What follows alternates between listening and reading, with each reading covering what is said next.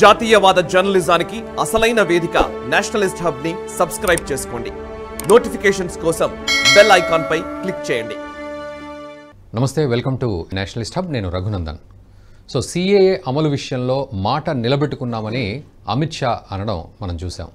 అయితే సిఏఏ విషయంలో అటు పిటిషన్లు కూడా దాఖలయ్యాయి. దాదాపు 237 పిటిషన్లు దానికి వ్యతిరేకంగా దాఖలయ్యాయి.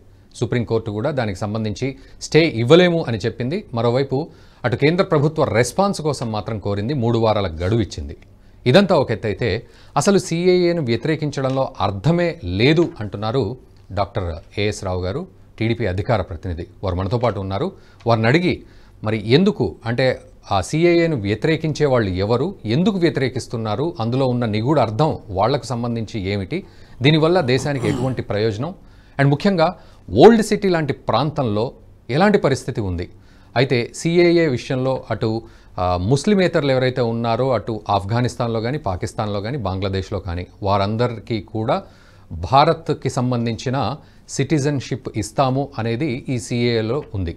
అయితే మరి ముస్లిమేతరులు అని అంటున్నాం, మరి ముస్లింలకు ఎందుకు ఇవ్వట్లేదు అనే ప్రశ్న కూడా ఒకటి మెదులుతోంది. ముఖ్యంగా ఓల్డ్ సిటీని కనుక దృష్టిలో పెట్టుకున్నట్టయితే అక్కడి స్థితిగతులు ఏ విధంగా ఉన్నాయి, అక్కడి డిమాండ్స్ ఏ విధంగా ఉన్నాయి, అక్కడి నేతలు ప్రజల్ని ఎలా మభ్యపెట్టే ప్రయత్నం చేస్తున్నారు, ఇవన్నీ కూడా మనం మాట్లాడదాం. మనతో పాటు డాక్టర్ ఏఎస్ రావు గారు ఉన్నారు, టీడీపీ అధికార ప్రతినిధి. ఏఎస్ రావు గారు నమస్తే. నమస్కారం అండి. Welcome to Nationalist hub.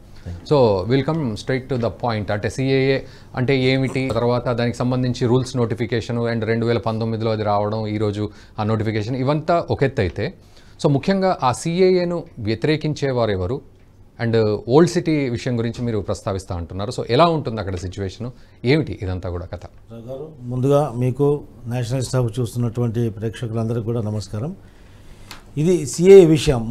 First మనము యాక్చువల్లీ పార్టీషన్ దగ్గర నుంచి మనం ఒక విశ్లేషణ చేస్తే, డీటెయిల్గా మనము చర్చిస్తే దేశ ప్రజలకు, ఈ ఛానల్ చూస్తున్నటువంటి ప్రేక్షకులందరికీ కూడా దీని మీద ఒక అవగాహన కలుగుతుంది. ఏ విధంగా అంటే భారతదేశం అనేది పాకిస్తాన్ కూడా, ఇప్పుడు ఉన్నటువంటి పాకిస్తాన్ కూడా భారతదేశం యొక్క భూభాగమే. అప్పుడు పాకిస్తాన్ని విడదీయడం జరిగింది 1947లో. ఎందుకు విడదీయడం జరిగింది? ఆ రోజు మతం పేరున ఇక్కడ ఉన్నటువంటి, ఇప్పుడున్నటువంటి మజ్లిస్ ఇత్యాదుల్ ముస్లిం ఎంఐఎం పార్టీ, ఇంకొకటి మజ్లిస్ లీగ్ పార్టీ, కేరళలో ఉన్నట్టు మజ్లిస్ లీగ్ పార్టీ, దాని తర్వాత కొంతమంది ముస్లిం నాయకులు వాళ్ళందరూ కలిసి మతం, ఒక ముస్లిం మతానికి, మా యొక్క మతానికి ఒక వేరే సపరేట్ కంట్రీ కావాలని చెప్పేసి, బహుశా బ్రిటిష్ వాళ్ళు నాటినటువంటి విషబీజం అయినప్పటికీ కూడా మతం ప్రాతిపదికనే ఆ రోజు ఈ దేశ భూభాగాన్ని విడదీయడం జరిగింది. ఇంకో పాకిస్తాన్ అనే ఇంకొక దేశాన్ని నెలకొల్పడం జరిగింది. ఆ రోజు పాకిస్తాన్ అనేది ఉద్భవం అయింది. ఆ తర్వాత పార్టీషన్ అప్పుడు పాకిస్తాన్ వాళ్ళకి ఇచ్చిన తర్వాత ఇక్కడ ఉన్నటువంటి ముస్లిమ్స్ అందరూ కూడా, మ్యాక్సిమం ముస్లిమ్స్ అందరూ కూడా సంతోషంగా అక్కడ వెళ్ళిపోవడం జరిగింది. అక్కడ ఉన్నటువంటి హిందూస్ ఇక్కడ రావడం జరిగింది. అప్పుడు అనేకమైనటువంటి సంఘటనలు కూడా జరిగాయి.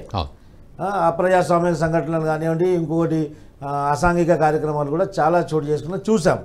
అయినప్పటికీ కూడా ఇక్కడ ఏ విధంగా అయితే కొంతమంది ముస్లిమ్స్ మేము ఇక్కడే పుట్టి పెరిగాము, మేము ఇక్కడే ఉంటామని చెప్పి కొంతమంది ఇక్కడే ఉండిపోయారు. అదేవిధంగా పాకిస్తాన్లో కూడా వాళ్ళకు భూభాగం ముస్లింలకు ఇచ్చినప్పటికి కూడా అక్కడ ఉన్నటువంటి హిందూస్, ఎందుకంటే పాకిస్తాన్లో హిందూ మతానికి సంబంధించిన చాలా ప్రాముఖ్యతమైనటువంటి దేవాలయాలు, శక్తిపీఠాలు కూడా అక్కడ ఉన్నాయి. ఈ రోజు కూడా కొన్ని చాలా ఉన్నాయి. ఇంకోటి లవకుశలు పరిపాలించినటువంటి ప్రాంతం కూడా అది. అయినప్పటికీ కూడా కొంతమంది హిందువులు అక్కడే ఉండిపోయారు. ఉండిపోయినప్పుడు ఏమైపోయింది, ఆ పార్టీషన్ అయిన తర్వాత ఇరు దేశాల మధ్యలో ఒక ఒప్పందం జరిగింది, ఒక అగ్రిమెంట్. ఏంటంటే ఇక్కడ ఉన్నటువంటి మైనారిటీస్, అల్పసంఖ్యకుల మైనారిటీస్ యొక్క మనోభావాల్ని కాపాడాలా, ప్రాధాన్యత ఇవ్వాలా, అక్కడ కూడా అక్కడ ఉన్నటువంటి మైనారిటీస్కి మనోభావాల్ని ప్రాధాన్యత ఇవ్వాలా, వాళ్ళకి హక్కులు కల్పించాలని చెప్పేసి ఒక అగ్రిమెంట్ అయింది. అదే అగ్రిమెంట్లో అక్కడ ఉన్నటువంటి మైనారిటీస్ అన్కండిషనల్గా ఇక్కడ రావచ్చు, ఇక్కడ ఉన్నటువంటి మైనారిటీస్ అన్కండిషనల్గా అక్కడ పోవచ్చు అని చెప్పేసి ఒప్పందం ఉంది. ఆ ఒప్పందం ప్రకారంగా ఇక్కడ చూడండి, అక్కడ భారతదేశం నుంచి పాకిస్తాన్కి వెళ్ళిపోయేటప్పుడు ఎవడో ఒకడు పోతాడు, ఒక మత చాదస్తవాదే పోతాడు, కాసిం రజ్వీ అంటాడు పోతాడు.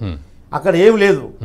ఇక్కడ ఉండి ఇక్కడ ఉన్నటువంటి ముస్లింలు ఏం చేస్తున్నారంటే, ఇప్పుడు ప్రపంచవ్యాప్తంగా ఎక్కడ ముస్లిమ్స్ ఉన్నా వాళ్ళు మా సోదరులే అని చెప్పేసి అక్రమంగా చొరబాటుదారులు కూడా ఇక్కడ స్థావరం కల్పిస్తున్నారు. మన దేశంలో స్థావరం కల్పిస్తున్నారు.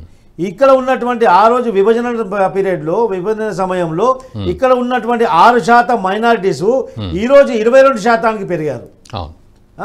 అదే అక్కడ 9% ఉండే, అక్కడ జనాభా ప్రకారంగా పాకిస్తాన్లో 9% ఉన్నటువంటి మైనారిటీస్ ఈరోజు 0.5% అంటే 1% కూడా లేరు.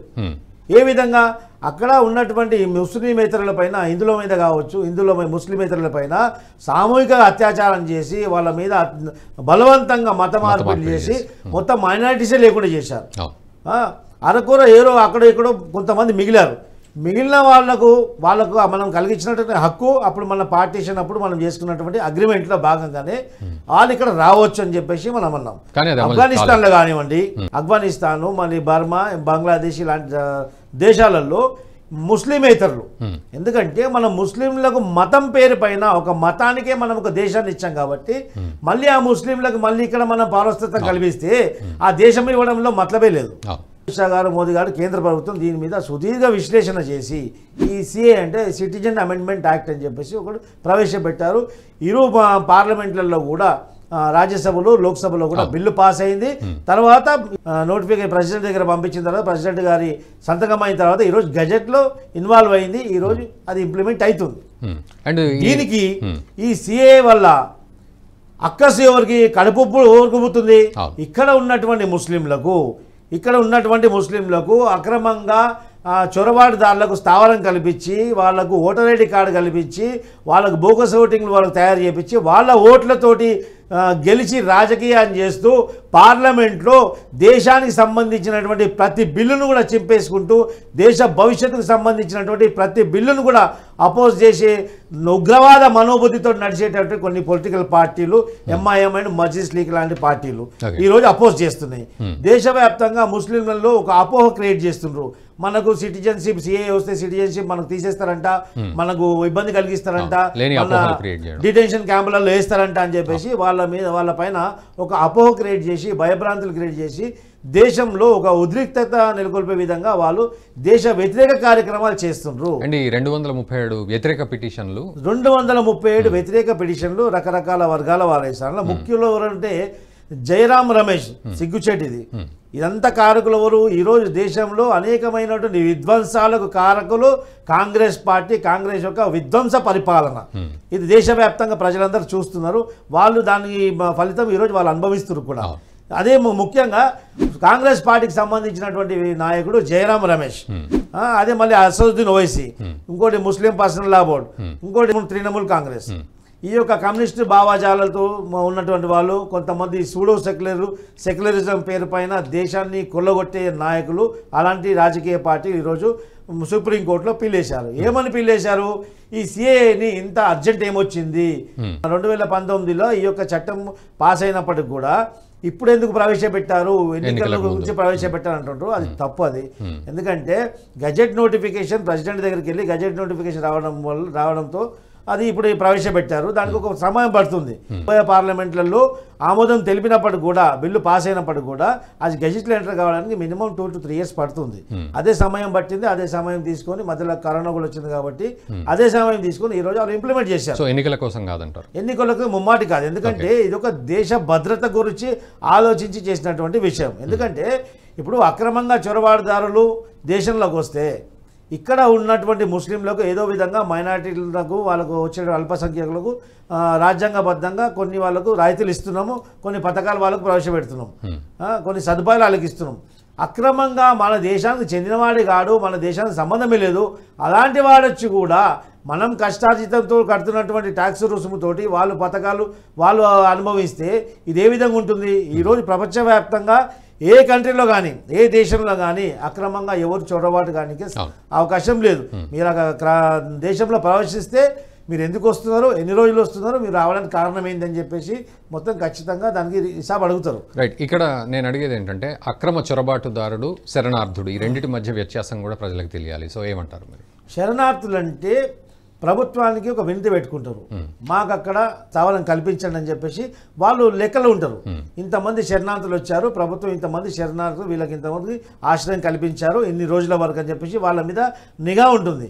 కానీ అక్రమ చొరబాటుదాలంటే ఏ విధమైనటువంటి డాక్యుమెంటేషన్ లేకుండా మెల్లగా బార్డర్లో క్రాస్ చేసి వీళ్ళలో కలిసిపోయి, ఎందుకంటే మన యొక్క బాడీ కూడా మన కలరు వాళ్ళ రంగు వేషధారణ కూడా ఒకే విధంగా ఉంటుంది కాబట్టి వాళ్ళు మన భారతదేశంలో ఒక పాపులేషన్ కలిసిపోతే మనం గుర్తుపట్టడం కష్టమవుతుంది. అదేవిధంగా వచ్చి ఏం చేస్తున్నారు ఆ చొరబాటుదారులు ఈ యొక్క హైదరాబాదు, ఢిల్లీలో షాహీన్ బాగు, వెస్ట్ బెంగాల్ అలాంటి తిక్లీ ముస్లిం పాపులేటెడ్ ఎక్కడ ఉంటారో ఆ మదర్సాల యొక్క ప్రభావం ఏ యొక్క ఏరియాలలో ఉంటుందో ఆ మదర్సాలలో వచ్చి దాచుకోవడం జరుగుతుంది. అంతేకాకుండా ఇక్కడ ఉన్నటువంటి ముస్లిమ్స్ వాళ్ళు చొరబాటుదారులని తెలిసినాక కూడా వాళ్ళకు పిల్లల నుంచి పెళ్లిళ్ళు చేయడము, వాళ్ళకి ఇక్కడ సంసారం చేయించడము, వాళ్ళు ఇక్కడ పిల్లలు పుట్టించడము, అంటే ఈ యొక్క భారతదేశాన్ని ఒక అనాథాశ్రమంగా వాళ్ళు భావిస్తున్నారు. అంటే ఎట్లా ధర్మశాలగా భావిస్తున్నారు. మీరన్న ఫోకస్ అంతా కూడా ఓల్డ్ సిటీ కానీ షైన్ బాగ్ కానీ అటు బెంగాల్లో కానీ, సో ఎట్లాంటి సిచ్యువేషన్స్ ఉన్నాయంటారు? ఇప్పుడు ఓల్డ్ సిటీలో ఏమైందంటే అక్రమంగా చొరబాటుదారులకు, రోహింగాస్కి, బంగ్లాదేశీకి వీళ్ళందరికీ కూడా ఓటర్ ఐడి కార్డ్ చేయించడం జరిగింది. ఓకే, దీని ఓటర్ ఐడి కార్డు చేయించి దీని బాధ్యత ఎవరు తీసుకున్నారు? Asaduddin Owaisi MIM party workers అందరూ కూడా వాళ్ళ ప్రమేయంతో అక్కడ ఉన్నటువంటి స్థానికంగా ఉన్నటువంటి ప్రభుత్వం సంస్థలని ఇన్ఫ్లుయెన్స్ చేసి వాళ్ళకు ఓటర్ ఐడి కార్డ్స్ ఇప్పించి ఈరోజు అసదుద్దీన్ ఓవైసీ గెలుస్తున్నాడంటే కేవలం అక్రమ చొరబాటుదారులు బోకస్ ఓటింగ్ వల్లనే అసదుద్దీన్ ఓవైసీ గెలుస్తున్నాడు. లేకపోతే అసదుద్దీన్ ఓవైసీ ఈ ఎంఐఎం పార్టీ ఓల్డ్ సిటీకి చేసింది ఏం లేదు, హైదరాబాద్ పార్లమెంట్ నియోజకవర్గం వల్ల ఉరగబెట్టింది ఏమి లేదు, సర్వనాశనం తప్ప, మత కల్లోలు తప్ప హైదరాబాద్కి వాళ్ళతో వచ్చిన లాభం ఏమి లేదు. అండ్ మీరు యాజ్ ఎ డాక్టర్గా అక్కడ ఉన్నారు కదా ఓల్డ్ సిటీలో, సో ఎట్లాంటి సిచ్యువేషన్స్ ఉంటాయి నిజానికి కూడా? వాళ్ళు అంత అమాయకంగా ఉంటుందా పరిస్థితి వాళ్ళది, లేకపోతే అంటే ఈ చొరబాటుదారులది? చొరబాటుదారులు ఏం చేస్తారంటే ఇక్కడ ఉన్నటువంటి స్థానికంగా ముస్లింల యొక్క కుటుంబాల్లో కలిసిపోవడం జరుగుతుంది. ఓకే, ఎందుకంటే వాళ్ళు మల్టిపల్ మ్యారేజ్ అంటే ఒకటికి మించి 2-3 పెళ్లిళ్ళు చేసుకోవడం జరుగుతుంది. సో ఇక వాళ్ళు వచ్చి కూడా ఇక్కడనే 2-3 పెళ్లిళ్ళు చేసుకుంటున్నారు, ఒక డజన్ల కొద్ది పిల్లలు పుట్టిస్తున్నారు. సో వాళ్ళ జనాభా అనేది దినం పెరిగిపోతూ ఉంది.